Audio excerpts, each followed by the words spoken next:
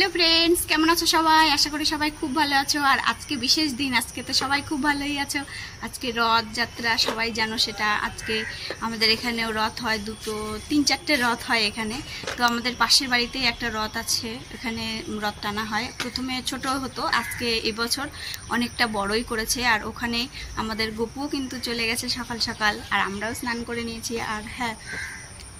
বাড়িতে রান্না বান্না করাও হয়ে গেছে এবার মেয়েকে একটু ড্রয়িংয়ে দিয়ে দেবো আর চলো কিভাবে রথ জগন্নাথ দেব মাসির বাড়ি যাবে তার প্রস্তুতি চলছে সেটা তোমাদের সাথে শেয়ার করব তো পুরো ভিডিওটা দেখতে থাকো